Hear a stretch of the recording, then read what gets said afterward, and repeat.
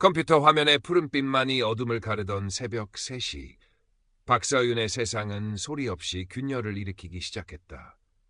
그녀의 손가락은 기계적으로 인스타그램 피드를 내리고 있었다. 야근으로 무거워진 눈꺼풀 너머 낯선 아이디 하나가 시선을 붙들었다. 이안. 그의 페이지는 깊은 밤의 정취를 담은 풍경사진과 짧지만 울림 있는 문장들로 채워져 있었다. 마치 오래전부터 그녀의 공허함을 알고 있었다는 듯 기묘한 위안이 파고들었다. 아주 잠깐의 망설임 끝에 서윤은 DM을 보냈다. 작가님의 글에서 따뜻함이 느껴지네요. 그것이 모든 비극의 서막이었음을 칠흑 같은 어둠 속으로 스스로 걸어 들어가는 나방처럼 그녀는 알지 못했다. 서울의 밤은 낮보다 화려했지만 엔타워 27층 박서윤 과장의 사무실은 예외였다. 32. 대기업 과장이라는 타이틀은 번듯했지만 그 이면에는 남모를 외로움과 지독한 업무 스트레스가 그림자처럼 드리워져 있었다. 일 처리는 칼 같았고 프레젠테이션은 늘 완벽했지만 퇴근 후 텅 빈 오피스텔로 돌아오면 밀려드는 공허함은 그녀를 잠식했다. 몇 해 전 믿었던 연인에게 처절하게 배신당한 기억은 새로운 관계에 대한 문을 굳게 닫아걸게 만들었다. 그때의 상처는 여전히 희미한 흉터로 남아 그녀의 손톱을 잘 근거리게 만드는 오랜 버릇을 남겼다. 이안과의 대화는 메마른 일상에 내리는 단비와 같았다. 자신을 해외에서 활동하는 젊고 유능한 건축가라고 소개한 그는 서윤의 이야기에 진심으로 귀 기울였고 그녀의 감정을 섬세하게 어루만졌다. 그의 메시지는 늘 지적이었고 때로는 유머러스했으며 무엇보다 따뜻했다. 서윤은 조금씩 마음의 빗장을 풀었고 시시콜콜한 일상부터 누구에게도 말하지 못했던 깊은 속내까지 털어놓기 시작했다. 이안은 마치 오래전부터 그녀를 알고 지낸 사람처럼 완벽하게 그녀를 이해했고 그의 말 한마디 한마디는 사막의 모래알처럼 건조했던 서윤의 마음에 촉촉하게 스며들었다. 서윤 씨의 글에선 늘 진심이 느껴져요. 마치 저를 향해 속삭이는 것 같아요. 그의 달콤한 언어들은 서윤의 굳게 닫혔던 마음의 벽을 서서히 허물어뜨렸다. 주말 아침 서윤은 이안이 추천해준 바흐의 무반주 첼로 모음곡을 들으며 직접 내린 드립커피를 마셨다. 창밖으로 쏟아지는 햇살만큼이나 그녀의 마음도 따스하게 부풀어 올랐다. 얼마 만에 느껴보는 설렘인지 가슴이 간질거렸다. 오랜만에 만난 대학 동기이자 직장 동료인 김민준에게 이안에 대해 슬쩍 이야기했을 때 민준은 미간을 찌푸리며 걱정스러운 눈빛을 보냈다. 서윤아, 요즘 온라인 이상한 놈들 진짜 많아. 얼굴도 한 번 안 본 사람을 뭘 믿고 그렇게 마음을 줘?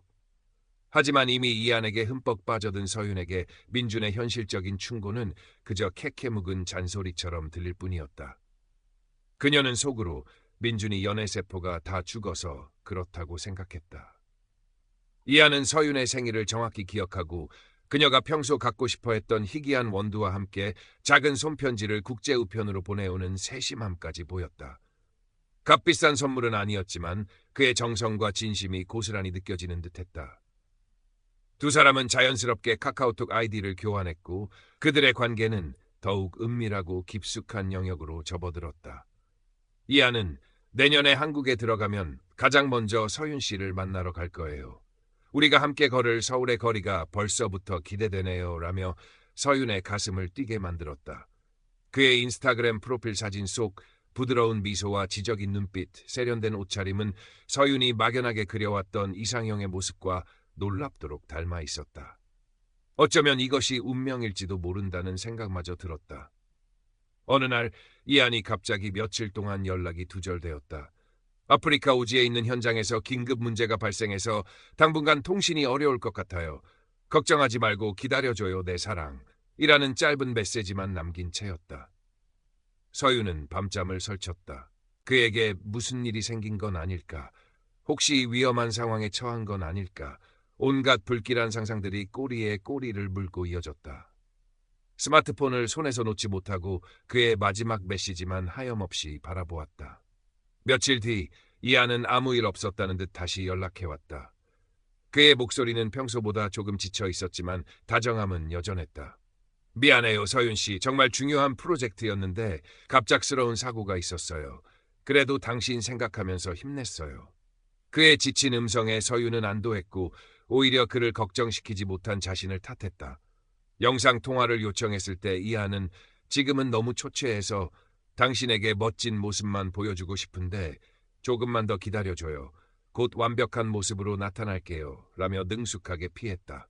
대신 짧은 셀프 동영상을 보내왔는데 그의 뒤로 보이는 풍경이 어딘지 모르게 부자연스러웠고 그의 입모양과 목소리가 미세하게 어긋나는 듯한 느낌을 받았다. 하지만 서윤은 해외라서 통신 상태가 안 좋아서 그렇겠지라며 애써 그 미세한 위화감을 무시했다. 그를 향한 믿음이 이미 너무나 커져버린 탓이었다. 시간이 흐를수록 이하는 서윤의 일상의 공기처럼 스며들었다. 아침에 눈을 뜨면 그의 다정한 모닝콜이 와 있었고 잠들기 전까지 그의 목소리를 들어야 하루를 온전히 마무리할 수 있었다. 그는 서윤의 작은 감정 변화까지도 귀신같이 알아챘고 그녀가 힘들어할 때면 어김없이 나타나 따뜻한 위로와 현명한 조언을 건넸다. 그는 서윤의 모든 것을 이해하고 지지해주는 세상 유일한 사람처럼 느껴졌다. 그의 존재는 삭막하고 경쟁적인 회사 생활의 유일한 탈출구이자 잊고 지냈던 삶의 생기를 불어넣어주는 활력소였다. 완벽주의적인 성격 탓에 늘 긴장하며 살았던 서윤은 이한 앞에서만큼은 무장해제된 듯 편안함을 느꼈다. 그러던 어느 날 이한은 평소보다 진지한 목소리로 이야기를 꺼냈다. 서윤 씨, 내가 요즘 정말 공들여서 참여하고 있는 프로젝트가 있는데 혹시 들어봤어요? 동남아시아 휴양지에 들어서는 최고급 친환경 리조트 개발 사업인데 비공개로 소수의 VVIP 투자자들만 모집하고 있어요. 일반인들에게는 절대 공개되지 않는 정보죠. 그는 현란한 컴퓨터 그래픽으로 제작된 리조트 조감도와 함께 복잡한 영어로 된 투자 제안서를 파일로 보내왔다. 수익률이 상상을 초월하지만 그만큼 리스크 관리도 철저해서 안정성도 최고 수준이에요. 사실 이런 얘기 아무한테나 안 하는데 서윤 씨와는 미래를 함께하고 싶으니까 특별히 알려주는 거예요. 서윤의 심장이 세차게 뛰기 시작했다. 건축가인 이한이 직접 참여하는 프로젝트라니 뭔가 대단한 기회처럼 느껴졌다. 하지만 동시에 불안감도 엄습했다. 큰돈이 오가는 투자였고 무엇보다 온라인에서 만난 지 얼마 되지 않은 사람에게 섣불리 거액을 맡긴다는 것이 상식적으로 이해되지 않았다.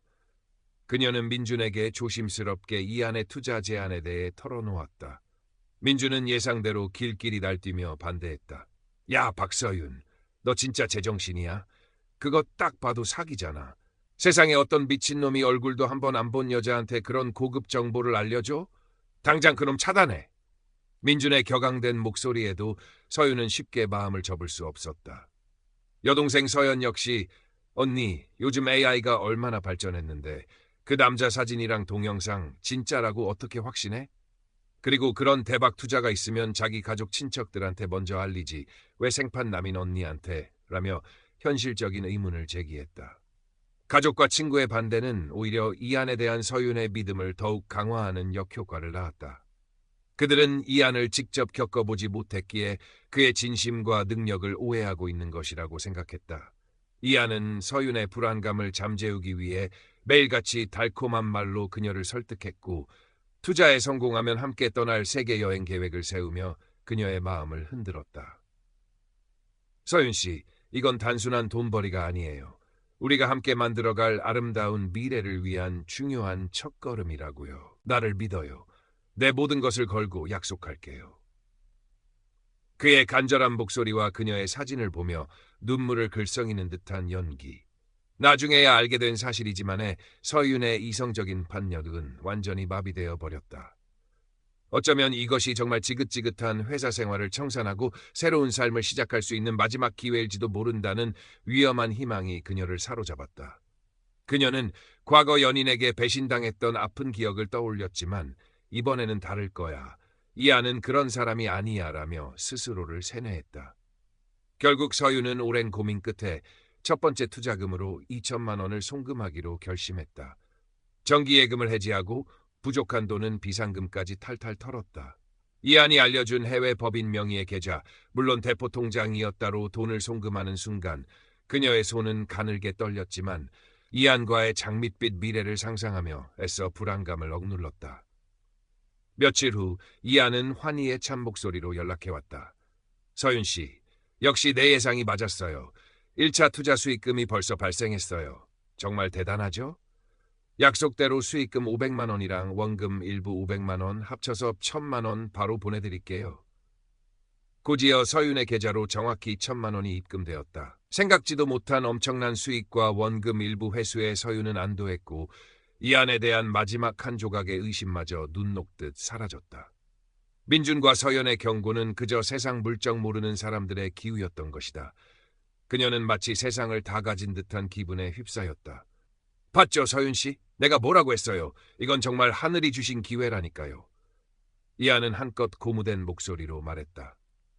그리고는 기다렸다는 듯이 더 큰 규모의 2차 투자를 제안했다. 지금이 본격적으로 물이 들어올 때예요. 더 큰 금액을 투자하면 우리가 꿈꿔왔던 삶, 남들보다 훨씬 빨리, 훨씬 더 화려하게 시작할 수 있어요. 뉴욕의 센트럴파크가 보이는 아파트, 파리의 센 강변을 따라 걷는 저녁 산책, 몰디브의 에메랄드빛 바다, 이 모든 게 현실이 될 수 있다고요. 이미 한 번의 짜릿한 성공을 맛본 서윤은 이전만큼 망설이지 않았다. 오히려 더 큰 수익을 놓칠세라 조급함마저 느껴졌다. 그녀의 머릿속은 온통 이안이 그려주는 달콤한 미래로 가득 차 있었다. 서윤은 추가 투자를 위해 남아있던 모든 예금을 해지하고 심지어 부모님께는 급하게 사업 자금이 필요하다는 거짓말까지 하며 돈을 빌렸다. 그것으로도 부족하자 그녀는 결국 생전 처음으로 마이너스 통장을 개설하고 카드론까지 손을 댔다. 송금 버튼을 누르기 직전 민준의 걱정 가득한 얼굴과 서연의 의심스러운 눈초리가 잠시 스쳐 지나갔지만 곧이어 이안의 부드러운 목소리가 그 모든 불안감을 지워버렸다. 서윤 씨, 이제 우리는 정말 누구도 부럽지 않은 멋진 미래를 함께 만들어갈 수 있을 거예요. 당신과 함께라면 두려울 것이 없어요. 그렇게 총 1억 원이라는 거액이 이안의 검은 속셈 안으로 빨려 들어갔다. 처음 며칠간 이안은 이전보다 더욱 다정하게 서윤을 대했고 그 엄청난 수익이 발생할 것이라며 그녀를 안심시켰다. 함께 떠날 유럽 여행 계획을 세우고 최고급 레스토랑을 예약했다는 거짓말로 그녀의 기대감을 부풀렸다. 서윤은 매일 밤 그와의 통화로 잠들었고 아침이면 그의 달콤한 메시지로 하루를 시작했다. 하지만 그런 행복은 오래가지 못했다. 일주일이 지나자 이안과의 연락이 눈에 띄게 줄어들기 시작했다. 그가 알려준 투자 현황 확인 사이트는 글로벌 서버 긴급 점검으로 인해 접속이 일시적으로 지연되고 있습니다. 고객님의 자산은 안전하게 보호되고 있으니 안심하시기 바랍니다. 라는 팝업창만 반복해서 띄울 뿐 실제 접속은 불가능했다. 가슴이 철렁 내려앉았다. 불안감이 엄습했다. 서윤은 밤낮으로 이안에게 메시지를 보내고 전화를 걸었지만 그는 중요한 해외 투자자들과 미팅 중이라 바쁘다. 현지 통신 사정이 좋지 않다는 등의 이런저런 핑계를 대며 제대로 답하지 않았다. 그의 목소리는 예전의 다정함을 잃고 어딘가 차갑고 건조하게 느껴졌다. 극도의 불안감에 휩싸인 서윤은 결국 민준에게 모든 사실을 털어놓을 수밖에 없었다. 민준은 예상했다는 듯 깊은 한숨을 내쉬었지만 이미 엎질러진 물이었다. 그는 서윤을 책망하기보다는 함께 해결책을 찾아보자며 그녀를 다독였다. 두 사람은 밤새도록 인터넷을 뒤져 이안이 보내준 사진들을 역추적했다. 그의 프로필 사진은 해외의 무명 모델 에이전시 소속 모델의 것이었고 그가 자랑하던 건축사무소는 존재하지 않는 유령 회사였다. 그가 보내왔던 투자 제안서의 로고와 디자인 역시 다른 유명 투자 회사의 것을 교묘하게 도용한 것이었다. 이안이 영상통화를 극구 피하며 보냈던 짧은 셀프 동영상도 최근 유행하는 AI 딥페이크 기술로 조작된 것일 가능성이 높다는 전문가의 글을 찾아냈다. 하나씩 드러나는 진실 앞에 서윤은 온몸의 피가 싸늘하게 식는 것을 느꼈다. 자신이 철석같이 믿었던 모든 것이 정교하게 짜인 거짓과 기만이었다는 사실을 받아들이기 어려웠다. 자신이 얼마나 어리석었는지, 얼마나 쉽게 한낱 사기꾼의 농간에 놀아났는지 깨닫자 참을 수 없는 수치심과 분노가 치밀어 올랐다. 떨리는 손으로 이안에게 마지막 전화를 걸었다. 그의 목소리를 듣는 것조차 역겨웠지만 이대로 끝낼 수는 없었다. 처음에는 당황하며 평소처럼 변명하던 이안은 서윤이 냉정한 목소리로 구체적인 증거들을 하나씩 언급하자 갑자기 태도가 돌변했다. 그의 목소리에서는 더 이상 한 조각의 다정함도 찾아볼 수 없었다. 그래서 뭘 어쩌라는 건데? 고작 그 정도 돈 가지고 유난 떨기는 그렇게 쉽게 속아 넘어간 내 잘못이지 누굴 탓해? 이 바보 같은 여자야. 그의 목소리는 싸늘했고 경멸과 조롱기가 가득했다.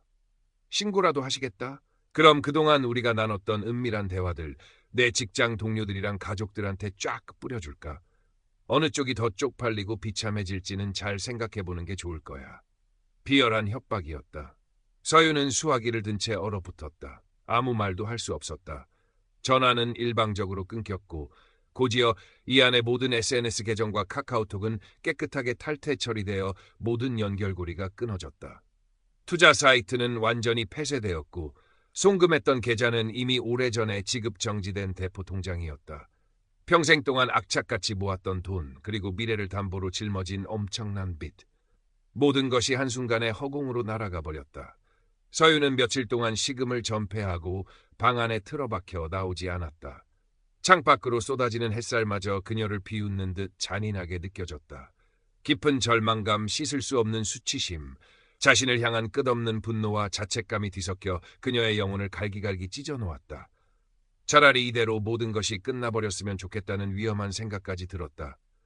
텅 빈 눈으로 천장만 바라보던 그때 방문을 조심스럽게 두드리는 소리가 들렸다. 민준과 여동생 서연이었다. 그들은 서윤이 걱정되어 비밀번호를 누르고 들어온 것이었다. 언니 괜찮아? 우리가 있잖아. 언니 잘못 아니야. 서연의 목소리는 물기에 젖어 떨리고 있었다. 민준은 아무 말 없이 다가와 헝클어진 서윤의 머리를 쓸어넘기며 그녀의 어깨를 가만히 감쌌다. 그들의 따뜻한 온기와 진심 어린 위로 속에서 서윤은 꾹꾹 눌러왔던 모든 감정을 터뜨리며 아이처럼 목 놓아 울었다. 한참을 그렇게 울고 난 뒤 그녀는 조금씩 현실을 직시하기 시작했다. 이대로 무너져 버릴 수는 없었다. 비록 모든 것을 잃었지만 아직 자신에게는 소중한 사람들이 곁에 있었다. 며칠 후 서윤은 민준과 함께 그동안 모은 모든 증거자료, 이안과의 카카오톡 대화 내용 전문 캡처, 인스타그램 DM 기록, 송금 내역 증명서, 가짜 투자 웹사이트 주소 및 화면 캡처, 조작된 것으로 의심되는 동영상 파일 등을 USB에 담고 프린트물로 정리했다. 그리고 떨리는 마음을 다잡고 경찰서 사이버 금융 범죄 수사팀을 찾아갔다. 모든 것을 잃었지만 마지막 남은 용기 한 조각을 끌어모은 것이었다. 사건을 배정받은 40대의 최정훈 형사는 차분하고 꼼꼼하게 서윤의 이야기를 들었다. 그의 눈빛에는 피해자에 대한 깊은 연민과 함께 수많은 유사 사건을 통해 다져진 듯한 노련함과 날카로움이 동시에 깃들어 있었다. 박서윤 씨, 그동안 마음고생이 정말 심하셨겠습니다. 하지만 너무 자책하지 마십시오. 이런 유형의 범죄는 피해자의 잘못이 아닙니다. 가해자들이 워낙 악랄하고 교묘하게 사람의 심리를 파고드는 겁니다. 최 형사의 담담하지만 힘있는 위로는 벼랑 끝에 서 있던 서윤에게 작은 버팀목이 되어 주었다. 수사는 예상했던 것보다 훨씬 더디고 어렵게 진행되었다. 이안이 사용한 계좌는 여러 단계를 거친 대포 통장이었고 IP 주소는 동남아시아와 유럽 등 여러 국가의 서버를 경유하여 실제 발신지를 특정하기가 거의 불가능했다. 최 형사는 국제 공조의 현실적인 어려움과 점조직 형태로 운영되는 글로벌 사이버 금융 사기 조직의 실체, 그리고 그들이 사용하는 치밀한 자금 세탁 수법에 대해 솔직하게 설명해 주었다. 피해금 회수는 사실상 불가능에 가깝다는 절망적인 이야기도 덧붙였다. 서윤은 이미 어느 정도 예상하고 있었지만 막상 경찰의 입을 통해 확인하니 가슴 한구석이 다시 한번 무너져 내리는 듯한 통증을 느꼈다. 몇 달 후 최 형사로부터 조심스러운 연락이 왔다. 이안이라는 가명을 사용한 사기꾼을 특정하거나 검거하는 데는 실패했지만 서윤이 제공한 상세한 정보와 증거 자료들이 결정적인 단서가 되어 해당 사기 조직의 국내 하부 조직원 몇 명을 검거하고 추가적인 피해를 막는 데 큰 도움이 되었다는 내용이었다. 비록 그녀의 돈을 되찾지는 못했고 주범인 이안은 여전히 법망을 피해 어딘가에서 또 다른 먹잇감을 찾고 있을 테지만 그녀의 용기가 이름 모를 누군가의 절망을 막았다는 사실은 텅 빈 마음에 작은 위안의 씨앗을 뿌려주었다. 1년이라는 시간이 바람처럼 흘러갔다. 서유는 여전히 그날의 깊은 상처와 갑작스럽게 짊어지게 된 경제적인 어려움을 안고 살아가고 있었다. 하지만 그녀는 이전의 박서윤이 아니었다. 절망의 가장 밑바닥까지 떨어져 본 경험은 그녀를 훨씬 더 단단하고 신중한 사람으로 만들어 놓았다. 예전처럼 쉽게 사람을 믿지도 허황된 기대에 부풀지도 않았다. 회사는 결국 그만두고 평소 관심 있던 사회적 기업 분야의 작은 스타트업으로 옮겨 새로운 도전을 시작했다. 월급은 줄었지만 일에서 느끼는 보람은 훨씬 컸다. 주말에는 꾸준히 심리 상담을 받으며 내면의 트라우마를 치유하려 노력했고 민준이나 서연을 만나 소소한 일상의 행복을 나누었다. 어느 맑은 가을날 주말 오후 서유는 오랜만에 한강 공원을 찾았다. 시원한 강바람을 맞으며 강변을 따라 천천히 걷던 그녀는 문득 1년 전 이안과의 달콤했던 대화들을 떠올렸다. 그가 속삭였던 사랑의 언어들, 함께 꿈꿨던 찬란한 미래. 이제는 희미한 기억 저편의 씁쓸한 풍경일 뿐이었다. 옅은 자조 섞인 미소가 그녀 입가에 잠시 머물렀다 사라졌다. 그때 주머니 속의 스마트폰이 경쾌한 알림음과 함께 울렸다. 민준이었다. 서윤아, 어디야? 오늘 날씨 진짜 끝내주는데 저번에 우리가 말했던 그 북카페나 갈까? 새로 나온 디저트가 그렇게 맛있다던데. 서윤은 잠시 하늘을 올려다보았다. 티 없이 맑고 푸른 가을 하늘이 눈부시게 펼쳐져 있었다. 그녀는 자신도 모르게 환한 미소를 지으며 전화를 받았다. 좋지. 지금 바로 나갈게. 1시간 뒤에 거기서 보자. 스마트폰 배경화면은 더 이상 화려하고 이국적인 해외 풍경 사진이 아니었다. 그녀가 직접 창가에서 정성껏 키우고 있는 작은 다육식물 사진으로 바뀌어 있었다. 척박한 환경에서도 꿋꿋하게 생명력을 이어가는 그 작은 식물처럼 그녀 역시 절망을 딛고 다시 일어서고 있었다. 온라인 세상의 허황된 신기루 대신 현실 속의 작지만 확실한 행복들을 찾아가려는 그녀의 조용한 의지가 담겨 있는 듯했다. 상처는 깊었지만 그녀는 다시 한번 세상을 향해 조심스럽게 발을 내디딜 준비가 되어 있었다. 어둠이 짙었던 만큼 그녀 앞에 펼쳐질 새벽의 빛은 더욱 눈부시고 찬란할 것이라고 그녀는 이제 믿을 수 있었다. 진정한 위로와 변치 않는 관계는 늘 그녀의 가장 가까운 곳에 있었음을 너무나 아픈 대가를 치르고 나서야 비로소 깨달은 것이었다. 그녀의 새로운 계절이 그렇게 천천히 하지만 분명하게 시작되고 있었다.